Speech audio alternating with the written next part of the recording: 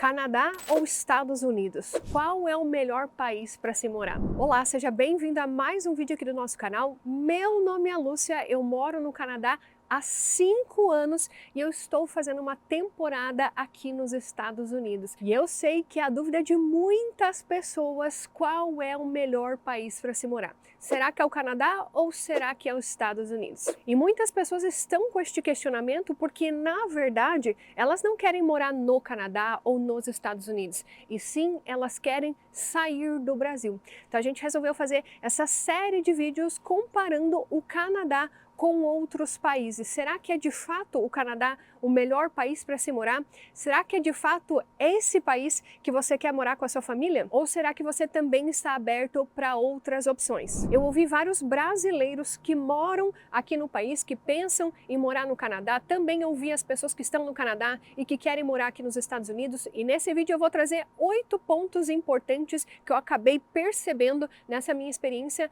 nos Estados Unidos. O primeiro ponto que muitas pessoas, eu acho que é o mais escancarado de todos e que muitas pessoas colocam na balança, é o clima. Não é novidade que o inverno no Canadá é realmente muito rigoroso, e aqui nos Estados Unidos, os estados que estão mais ao sul, o inverno obviamente ele não é tão rigoroso como ali no Canadá. Obviamente, às vezes, Texas, por exemplo, nem inverno dá para dizer que eles têm, não é mesmo? Tem ali uma semana de frio e é isso. Então, dependendo da região que você morar nos Estados Unidos, o clima vai ser significativamente diferente do Canadá, principalmente pelo ponto do inverno. Então esse é um ponto que boa parte das pessoas acabam colocando nessa discussão Canadá ou Estados Unidos. Então muitas pessoas que moram no Canadá trocariam o Canadá pelos Estados Unidos, principalmente pelo ponto clima, justamente por ser um clima mais ameno dependendo da região que você for morar aqui nos Estados Unidos. Para vocês terem uma ideia, estamos no dia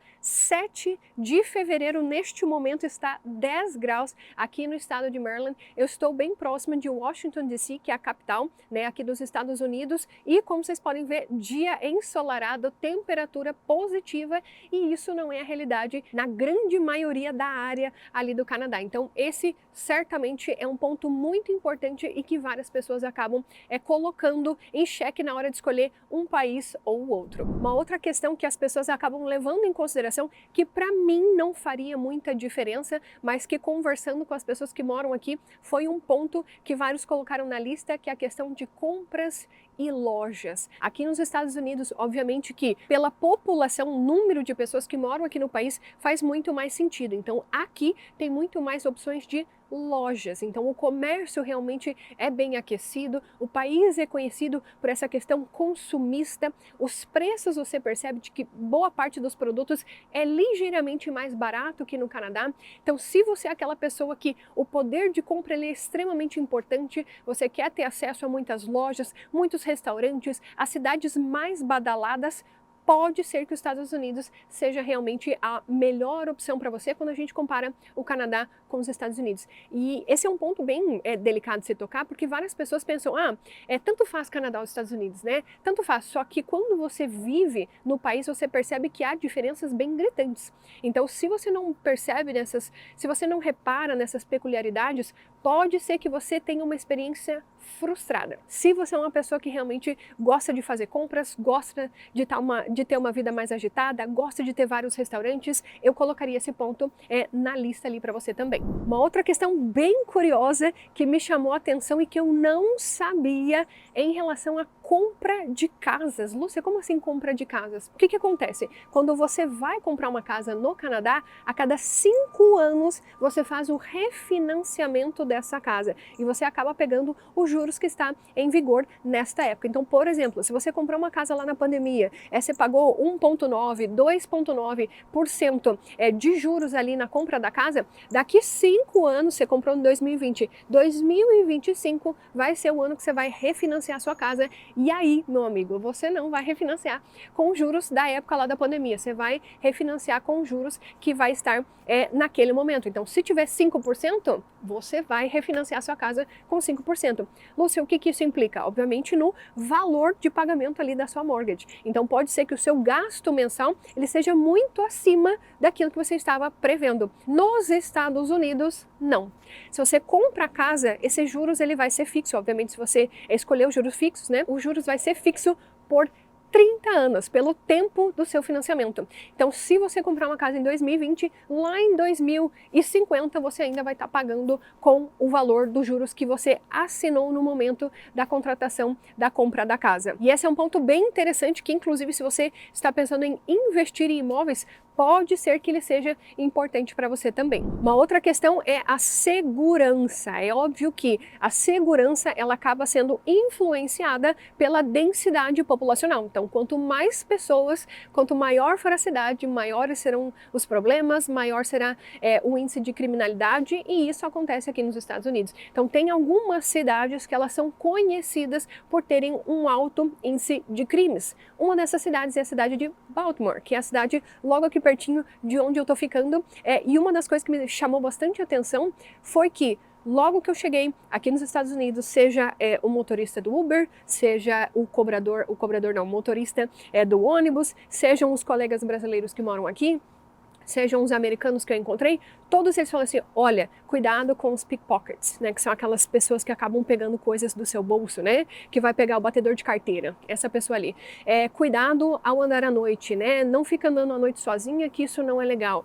Cuidado na hora de pegar o transporte público, não são boas pessoas que acabam frequentando o transporte público e a gente não ficaria confortável de ver você andando no transporte público. Então, isso no Canadá, na grande maioria das cidades, você nunca vai ouvir, né? Dificilmente um canadense vai chegar para você e falar assim, olha, cuidado com a sua bolsa aberta, tá? Porque tem muito batedor de carteira aqui e não é legal você ficar com a bolsa aberta.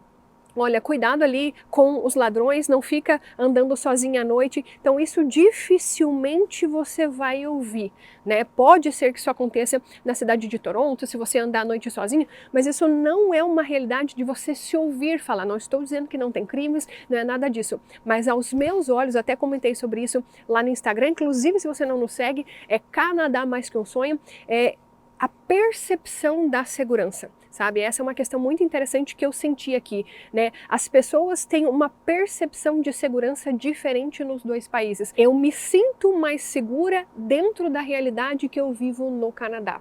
Né? Obviamente que aqui nos Estados Unidos há várias cidades interessantes, muitas que são realmente como se você estivesse no Canadá, e é por isso que eu sempre falo aqui, não interessa apenas a província, não interessa apenas a cidade, mas a região que você vai morar. E isso pode mudar muito, essa sua percepção pode mudar muito de uma região para a outra. Mas no geral, pelo que eu senti, pelo que eu ouvi desde que eu cheguei aqui nos Estados Unidos, eu realmente me sinto muito mais segura no Canadá do que aqui. Não significa que aqui nos Estados Unidos você não vai se sentir seguro. Não significa que você vai chegar aqui e vai ser um Brasil. Não é isso que eu estou falando. Estou comparando os dois países em termos de percepção de segurança. Eu até deixo aqui o espaço aberto para as pessoas que moram aqui nos Estados Unidos, para elas falarem da realidade delas, da percepção delas. Lembrando que eu só estou tendo uma experiência aqui, estou colocando a minha visão em relação a essa experiência, fazendo um comparativo Canadá e Estados Unidos. Então, se você também mora no Canadá e visitou os Estados Unidos, te convido que você coloque aqui nos comentários qual foi a sua percepção em relação à segurança para a gente enriquecer cada vez mais os conteúdos aqui no nosso canal. Outro ponto relevante é imigração. Dependendo do seu perfil de imigração, pode ser que o Canadá seja a opção mais viável. Tem vários programas provinciais, o programa federal, oportunidades de job offer, oferta de trabalho, várias oportunidades para você conseguir imigrar dependendo do seu perfil de imigração. Principalmente para estudantes que querem, agora mudaram as leis ali no Canadá, mas se você quer fazer um mestrado, se você tem recursos financeiros para bancar o estudo, pode ser que você consiga uma via de imigração mais facilitada do que talvez com o mesmo perfil nos Estados Unidos. Então, realmente, a maioria das pessoas que eu vi aqui, elas chegaram com oferta de trabalho pelas empresas e com essa oferta de trabalho que elas conseguiram o Green Card. Então, boa parte das pessoas que eu conheci foi dessa forma que elas conseguiram chegar aqui nos Estados Unidos e não já chegar no país com o Green Card, por exemplo, porque essa é uma possibilidade de você conseguir se você está indo para o Canadá. Você ainda do Brasil, você consegue montar o seu perfil e já chegar no Canadá com a residência permanente, que é como se fosse o Green Card do Canadá, né? Já o contrário, pelo que me parece, eu não estudei as leis de imigração dos Estados Unidos, não estou dizendo aqui uma verdade absoluta, mas sim apenas a minha percepção. O que me parece, pela experiência que eu ouvi das pessoas, é que não é tão simples assim de você chegar aqui com o Green Card. Mas muitas pessoas e olha só um insight, que foram para o Canadá como residentes permanentes, conseguiram a cidadania canadense, esse sim, depois de pegar a cidadania canadense, conseguiram um Green Card para chegar aqui no Canadá com ele e viverem como residentes permanentes aqui nos Estados Unidos, depois de conseguir a cidadania no Canadá. Novamente, se você conhece uma realidade diferente, já te convido a você escrever aqui nos comentários para realmente colocar outros cenários aqui para nós, para que as pessoas que estejam entre os dois países, elas consigam ter um outro olhar também. Um outro ponto é oportunidades de emprego. Essa é uma questão bem relevante e que está linkada com a imigração, porque ambos os países, dependendo do seu perfil, você consegue uma oferta de trabalho para chegar num país e a partir dessa oferta de trabalho você consegue ou conseguir o Green Card ou então conseguir a residência permanente. Mas, claro, obviamente isso vai depender muito do seu perfil de imigração. Então, lá no Canadá, dependendo da área em demanda, por exemplo, açougueiro, padeiro, carpinteiro, profissionais da área de tecnologia, enfermeiras, esses profissionais, eles têm uma grande chance de conseguir uma oferta de trabalho e com pouco tempo se tornarem residentes permanentes do Canadá. Aqui eu conheci várias pessoas que realmente estão trabalhando para empresas multinacionais, começaram a trabalhar para elas lá no Brasil, chegaram aqui com a job offer e depois de determinado período, 3, 4, 5 anos, conseguiram a residência permanente. Lá no Canadá, com 1 ano, dependendo do programa de imigração que você chegar com essa oferta de trabalho, com 1 ano você já consegue aplicar para residência permanente. Às vezes, você já aplica para o Work Permit e para a residência permanente ainda do Brasil e quando você chega no Canadá já falta um pouquinho do tempo de processamento e logo você já recebe a residência permanente, coisa que aqui eu não tenho visto, né, de pessoas que imediatamente já conseguiram o Green Card. Novamente, se você conhece uma realidade diferente, te convido a colocar aqui nos comentários também. Um ponto bem importante também é o acesso. Os Estados Unidos claramente tem muito mais voos para o Brasil, o acesso do Brasil para os Estados Unidos é muito mais frequente e mais barato do que para o Canadá. Do Brasil para o Canadá você consegue ir pela Air Canada, por exemplo, você consegue ir pelo México, por exemplo, você consegue ir pelo Panamá, mas geralmente as passagens mais baratas para se chegar no Canadá, elas são via Estados Unidos. Você fazendo uma escala nos Estados Unidos fica mais barato para você chegar no Canadá do que voos diretos para o Canadá. Ou seja, a acessibilidade, né, a facilidade para você conseguir chegar nos Estados Unidos é muito mais fácil e mais barato do que no Canadá. Então esse é um ponto muito relevante para as pessoas, principalmente para aqueles que querem voltar para o Brasil com frequência. Muita gente acha que isso não é possível, mas eu tenho amigos que voltam 3 vezes no ano para o Brasil, gente que volta 2 vezes no ano para o Brasil, né? Só que se você está no Canadá e você, do teu bolso, precisa bancar isso, obviamente que acaba pesando um pouco. Se você estiver nos Estados Unidos, isso acaba sendo mais barato, mas é óbvio. Esse ponto depende muito das suas prioridades na hora que você vai escolher um país ou o outro, mas para várias pessoas esse acesso, esse fácil deslocamento ao Brasil, ele é muito importante. Não à toa que boa parte das pessoas, quando elas vão escolher a cidade para morar no Canadá, um dos pontos que elas olham é se tem voo direto para o Brasil. Então, para muita gente esse é um ponto importante, já coloca aqui nos comentários se esse é um ponto que você acha relevante ou não na hora de escolher um país ou outro. E o ponto que, claro, é o mais polêmico, muitas pessoas acabam sempre batendo nessa tecla, é o sistema de saúde. A saúde no Canadá, ela é pública. Esse é um ponto que eu sempre acabo conversando com os próprios canadenses, né? Muitos deles não querem morar nos Estados Unidos pela saúde aqui nos Estados Unidos ser muito diferente da do Canadá. Então, se você é elegível para o sistema de saúde do Canadá, você não pagará nada para utilizá-lo, para ver um médico, para você fazer uma cirurgia, você não vai pagar absolutamente nada. Inclusive tem um vídeo aqui no canal onde eu mostro a minha experiência quando eu tive que ir para emergência lá no Canadá. É bem interessante, vou deixar linkado aqui no card aqui em cima. E eu não paguei absolutamente nada nesse atendimento que eu tive, exceto a minha botinha ortopédica que eu tive que usar por um período, mas que essa botinha, o valor dela foi coberto pelo meu insurance, que lá no Canadá você consegue contratar esse seguro de saúde privado e com esse seguro você vai pagar remédios, exames, acupuntura, todos esses detalhes que não são cobertos pelo sistema de saúde público lá do Canadá. Já aqui nos Estados Unidos, o sistema ele é privado. Também existem esses insurance, esses seguros, porém eles são diferentes dos insurance que são ofertados lá no Canadá. Esses seguros eles tendem a cobrir as custas de saúde. Funcionaria mais ou menos, né, falando de um modo grosseiro, como se fosse aqueles planos Unimed lá do Brasil. Geralmente ele é um plano coparticipativo. Então, vamos supor, igual aconteceu com a minha amiga, que eu tô aqui na casa dela e ela teve um parto. O que que acontece? Só os exames que ela teve que fazer antes do parto, eles custaram cerca de $2.100. Só que eles têm um insurance muito bom, um seguro muito bom, e ele cobriu praticamente 90% desse custo de saúde que eles teriam. Só que esse insurance, obviamente, ele é privado. Então você paga para ter acesso a esse insurance. Às vezes, algumas empresas, né, elas acabam bancando para o empregador, mas também existe a possibilidade de você fazer ele de modo privado. E um ponto que me chamou bastante atenção sobre esse sistema de saúde é que muitas pessoas lá no Canadá, elas reclamam que o serviço de emergência ele demora demais, que às vezes você fica 6 horas, 8 horas aguardando um médico na emergência, que de fato acontece em boa parte das cidades do país. Não é um problema da cidade XYZ, não, a grande maioria do país, quando precisa utilizar serviços de emergência, tende a esperar por horas e horas e horas por atendimento. Aqui nos Estados Unidos, pela experiência de vários colegas, também é assim. Quando você precisa de um serviço de emergência, quando você vai lá na porta do hospital, no pronto-socorro, também o serviço é demorado. Não é porque você consegue pagar por determinados serviços que lá na emergência você vai conseguir ter prioridade.